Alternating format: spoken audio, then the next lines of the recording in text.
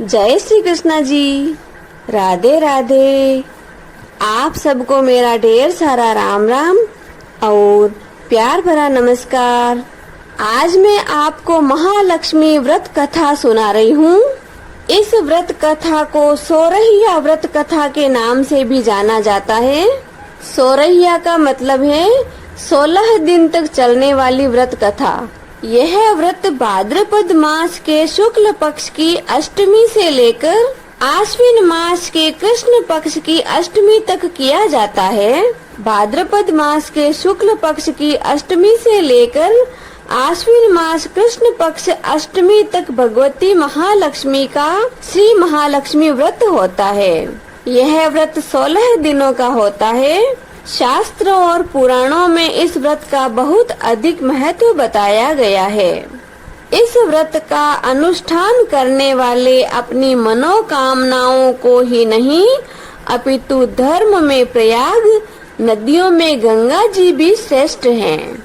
जिस तरह धर्म में प्रयागराज और नदियों में गंगा जी श्रेष्ठ हैं, उसी प्रकार सब व्रतों में यह महालक्ष्मी व्रत श्रेष्ठ है। महालक्ष्मी जी का व्रत करने के लिए लक्ष्मी जी की मूर्ति को स्नान करवाकर नए वस्त्र पहनाए जाते हैं। फिर लक्ष्मी जी को भोग लगाकर और आचमन कर पुष्प, दीप, चंदन आदि से आरती करते हैं। प्रसाद को आरती के बाद वितरित करते हैं। रात्रि के समय चंद्रमा निकलने पर उसे अर्घ्य देकर स्वयं भोजन करते हैं।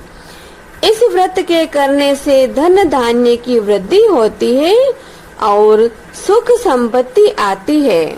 महालक्ष्मी जी की प्रतिमा के समीप 16 सूत्र के डोरे में 16 गांठें लगाकर ओम महालक्ष्मी नमः इस मंत्र के जाप से प्रत्येक गांठ का पूजन करके लक्ष्मी जी की प्रतिमा का षोडशोपचार पूजन करना चाहिए। अब हम महालक्ष्मी जी की व्रत कथा शुरू करते हैं। बोलिए लक्ष्मी मैया की जय, विष्णु भगवान की जय। एक समय की बात है कि श्री व्यास जी हस्तिनापुर पधारे तो महाराज धृतराष्ट्र उनका आदर सत्कार कर राजमहल में ले गए। तब गांधारी व माता कुंती ने हाथ जोड़कर कहा कि हे महामुने, आप तो त्रिकालदर्शी हैं, अतः आप हमको कोई ऐसा सरल व्रत व पूजन बताइए जिससे हमारी राज्य लक्ष्मी, सुख, पुत्र, पौत्र व परिवार सदा सुखी रहे। तब व्यास जी ने कहा कि मैं एक ऐसे व्रत का वर्णन करता हूँ जिससे घर में लक्ष्मी जी का निवास होकर सुख वैभव की वृद्धि होगी। वह महालक्ष्मी का व्रत है जो प्रति वर्ष आश्विन कृष्ण अष्टमी को किया जाता है। तब गांधारी व माता कुंती बोली कि हे महामुने, इस व्रत की विधि हमें सविस्तार बताने की कृपा करें। व्यास जी बोले कि हे देवियों, यह व्रत भाद्रपद मास शुक्ल पक्ष अष्टमी से आरंभ किया जाता है। इस दिन सुबह मन में व्रत का संकल्प कर किसी पवित्र जलाशय, नदी, तालाब, कुआं, जल से स्नान कर स्वच्छ वस्त्र पहने, फिर ताजा दूब यानी दूर्वा से महालक्ष्मी को जल छिड़क कर स्नान करवाएं। फिर 16 धागों का एक गंडा बनाकर प्रतिदिन एक एक गांठ लगाएं। इसी प्रकार 16 दिन तक 16 गांठ का गंडा तैयार कर आश्विन कृष्ण अष्टमी को व्रत करें। मंडप बनाकर उसके नीचे मिट्टी के हाथी पर श्री महालक्ष्मी जी की प्रतिमा स्थापित करके पुष्प मालाओं से लक्ष्मी जी व हाथी का पूजन कर अनेकों प्रकार के पकवान और नैवेद्य समर्पित करें। इस प्रकार श्रद्धा भक्ति सहित महालक्ष्मी जी का व्रत एवं पूजन करने से आप लोगों की राज्य लक्ष्मी सदा स्थिर बनी रहेगी। इस प्रकार व्रत का विधान बताकर व्यास जी अपने आश्रम को आ गए। इधर समय अनुसार भाद्रपद मास शुक्ल पक्ष अष्टमी से राजघराने व नगर की समस्त नारियों ने श्री महालक्ष्मी व्रत को आरंभ कर दिया। बहुत सी स्त्रियां गांधारी के साथ इस व्रत में साथ देने लगी तथा कुछ स्त्रियां माता कुंती के साथ व्रत आरंभ करने लगी। इस तरह गांधारी व कुंती में कुछ द्वेष भाव चलने लगा। ऐसा होते होते जब व्रत का 16वां दिन आश्विन कृष्ण पक्ष अष्टमी का दिन आया तो उस दिन प्रातः काल से ही नगर की स्त्रियों ने उत्सव मनाना शुरू कर दिया तथा सभी नर नारी राजमहल में गांधारी के यहाँ आकर तरह तरह के महालक्ष्मी के मंडप और मिट्टी के हाथी बनाने लगे। गांधारी ने नगर की सभी प्रतिष्ठित स्त्रियों को बुलाने के लिए सेवकों को भेजा, परंतु माता कुंती को नहीं बुलाया गया। राजमहल में वाद्यों की ध्वनि गूंजने लगी। सारे हस्तिनापुर में खुशियां मनाई जा रही थी। इधर माता कुंती ने अपना अपमान समझकर बड़ा रंज मनाया और व्रत की बिल्कुल भी तैयारी नहीं की। इतने में महाराज युधिष्ठिर, अर्जुन, भीम, नकुल और सहदेव पांचों पांडव उपस्थित हुए। अपनी माता जी को उदासी में देखकर अर्जुन बोला कि हे माते, आप इतनी दुखी क्यों हो? तब माता कुंती ने कहा कि हे पुत्र, यह मेरा अति अपमान है। इससे बढ़कर और क्या दुख हो सकता है? आज हमारे नगर में श्री महालक्ष्मी जी व्रत का उत्सव मनाया जा रहा है और उस उत्सव में राजरानी गांधारी ने समस्त नगर की स्त्रियों को ससम्मान बुलाया है, परंतु द्वेष के कारण मुझे अपमानित करने के लिए उत्सव में नहीं बुलाया है। अर्जुन ने कहा, हे माते, क्या यह पूजा सिर्फ दुर्योधन के महल में ही हो सकती है या उसे आप अपने घर पर भी कर सकती हैं? माता कुंती ने कहा कि पुत्र, वह साज सामान इतनी जल्दी तैयार नहीं हो सकता, क्योंकि गांधारी के 100 पुत्रों ने मिट्टी का एक विशाल हाथी तैयार करके पूजन के लिए सजाया है। वह सब तुमसे नहीं हो सकेगा। उस उत्सव की तैयारी आज सुबह से हो रही है। अर्जुन बोले कि हे माते, आप तो पूजन की तैयारी कर सारे नगर को बुलावा लगवा दो। मैं आपके पूजन के लिए इंद्रलोक से इंद्र के ऐरावत हाथी को बुलाकर आपको पूजन के लिए उपस्थित कर दूंगा। आप तो बस अपनी तैयारी करो। इधर माता कुंती ने भी सारे नगर में पूजा का ढिंढोरा पिटवा दिया और पूजा की विशाल तैयारी होने लगी। तब अर्जुन ने इंद्रदेव को ऐरावत भेजने के लिए एक पत्र लिखा और एक दिव्य बाण से बांधकर उसे धनुष पर रखकर देवलोक की सभा में भेज दिया।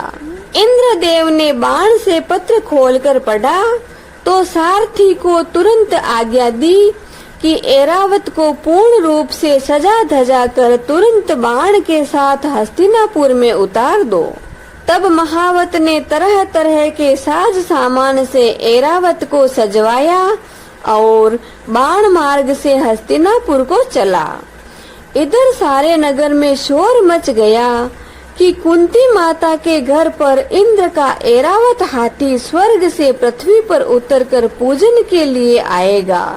इस समाचार को सुनकर नगर के सभी नर नारी, बालक और वृद्धों की भीड़ एकत्रित होने लगी। गांधारी के महल में भी हलचल मच गई। नगर की स्त्रियां पूजन की थाली लेकर माता कुंती के भवन की ओर दौड़ दौड़ कर आने लगी।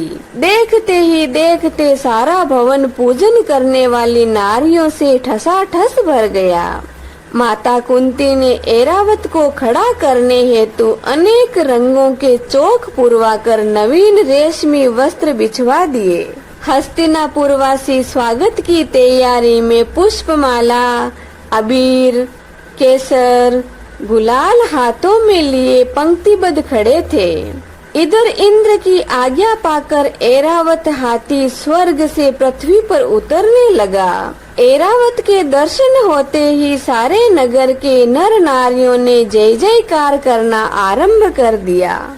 संध्या काल के समय ऐरावत हाथी माता कुंती के भवन के चौक में उतर गया। तब सब नर नारियों ने पुष्प, माला, अबीर, गुलाल, केसर आदि चढ़ाकर उसका स्वागत किया। पुरोहित द्वारा ऐरावत पर महालक्ष्मी जी की मूर्ति स्थापित करके वेद मंत्रों द्वारा पूजन किया गया। संपूर्ण नगर वासियों ने भी लक्ष्मी पूजन का स्वागत करके ऐरावत की पूजा की। अनेक प्रकार के पकवान लेकर ऐरावत को खिलाए गए। ऊपर से उसे यमुना नदी का जल पिलाया गया। फिर तरह तरह के पुष्पों की ऐरावत पर वर्षा की गई। पुरोहित द्वारा सरस्वती वाचन करके एवं नारियों द्वारा 16वीं गांठ लगाकर लक्ष्मी जी के सामने समर्पण किया गया। ब्राह्मणों हेतु पकवान, मेवा, मिष्ठान आदि की भोजन व्यवस्था की गई। फिर वस्त्र, द्रव्य, सुवर्ण, अन्न, आभूषण आदि देकर नारियों ने महालक्ष्मी जी पर पुष्पांजलि अर्पित की। तत्पश्चात पुरोहित द्वारा महालक्ष्मी जी का विसर्जन किया गया। अंत में नारियों ने ऐरावत हाथी को विदा कर इंद्रलोक के लिए भेज दिया। सूत जी महाराज कहने लगे कि हे ऋषियों, इस प्रकार जो स्त्री महालक्ष्मी जी का व्रत करती है उसका घर श्री महालक्ष्मी जी की कृपा से सदा धन, धान्य एवं मांगलिक वस्तुओं से परिपूर्ण रहता है। हे महालक्ष्मी मैया, जिस तरह आपने माता कुंती पर कृपा बरसाई, उसी तरह कहानी कहने वाले, सुनने वाले और इसकी हुंकार लगाने वाले सभी पर अपनी कृपा बरसाए रखना। बोलिए लक्ष्मी मैया की जय, विष्णु भगवान की जय। अब हम श्री महालक्ष्मी जी की आरती करते हैं। हरिओम। कर्पूरे गौरम करुणावतारम संसार सारम भुजगेंद्र हारम सदा वसंतम हृदयारविंदे भवं भवानी सहितं नमामि। भवं भवानी सहितं नमामि। ओम जय लक्ष्मी माता, ओ मैया जय लक्ष्मी माता। तुमको निश दिन सेवत, आपको निश दिन सेवत, हरि विष्णु विधाता। ओम जय लक्ष्मी माता। उमा रमा ब्रह्माणी तुम ही जग माता हो मैया, तुम ही जग माता। सूर्य चंद्रमा ध्यावत, सूर्य चंद्रमा ध्यावत, नारद ऋषि गाता। ओम जय लक्ष्मी माता। दुर्गा रूप निरंजन सुख संपत्ति दाता हो मैया, सुख संपत्ति दाता। जो कोई तुमको ध्याता, जो कोई आपको ध्याता, रिद्धि सिद्धि धन पाता।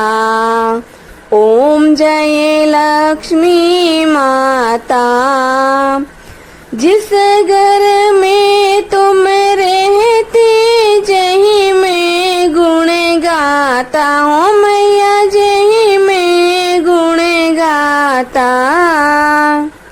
सब संभव हो जाता, सब संभव हो जाता, मन नहीं घबराता। ओम जय लक्ष्मी माता। तुम पाताल निवासिनी, तुम ही शुभ दाता हो मैया, तुम ही शुभ दाता। कर्म प्रभाव प्रकाशिनी, कर्म प्रभाव प्रकाशिनी, भवनिधि की त्राता। ओम जय लक्ष्मी माता। तुम बिन यज्ञ न होवे, वस्त्र न कोई पाता हो मैया, वस्त्र न कोई पाता। खान पान और वैभव, खान पान और वैभव, सब तुम से ही आता।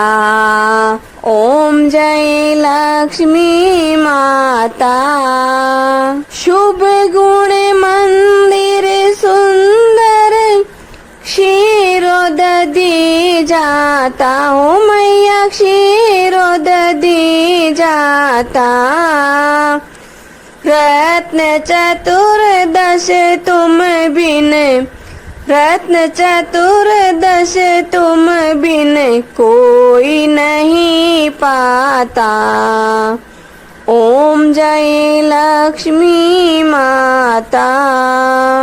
श्री महालक्ष्मी जी की आरती जो कोई नर नारी गाता हो, जरा पाप परा जाता हो, जारे घर लक्ष्मी जी आता हो, जारे सुख संपत्ति हो जाता। उरे आनंद समाता, उरे आनंद समाता, पाप उतर जाता। ओम जय लक्ष्मी माता। जय लक्ष्मी माता। ओ मैया जय लक्ष्मी माता। तुम कौन इस दिन सेवत, मैया जी को निस दिन सेवत, हरि विष्णु विधाता। ओम जय लक्ष्मी माता। बोली श्री लक्ष्मी मैया की जय, विष्णु भगवान की जय। अब हम लक्ष्मी मैया और विष्णु भगवान को पुष्पांजलि अर्पित करते हैं। आप भी मेरे साथ साथ बोलिए, हरिओम। सुमन सुगंधित सुमन सुबह, सुमन सुगंधि सुजान, पुष्पांजलि अर्पित करूं मेरी लक्ष्मी मैया करो स्वीकार, मेरे भगवान आप करो स्वीकार। बाबा बाबा सब कहे, मैया कहे न कोई, बाबा के दरबार में मैया करे सो होय। अब हम लक्ष्मी मैया और विष्णु भगवान से अपनी गलतियों के लिए क्षमा याचना करते हैं कि हे मैया रानी, हमसे कोई भूल हो तो हमें क्षमा करना। हरिओम। मंत्रहीनम क्रियाहीनम भक्तिहीनम चे सुरेश्वरी, यत् पूजितं मया देवी परिपूर्णं तदस्तु मे। आवामि ने जानामि न जानामि विसर्जनम, पूजा च्वेन जानामि समस्त परमेश्वर परमेश्वरी। सेवा पूजा बंदगी सभी आपके हाथ, हम तो कुछ जानत नहीं। आप जानो महालक्ष्मी मैया, आप जानो श्री विष्णु भगवान, आप जानो सब देवी देव। अब हमें श्री लक्ष्मी मैया और विष्णु भगवान को नतमस्तक होकर साष्टांग प्रणाम करना है। आपकी महालक्ष्मी व्रत कथा संपूर्ण हुई। बोली श्री लक्ष्मी मैया की जय, विष्णु भगवान की जय। जय श्री कृष्णा जी। राधे राधे।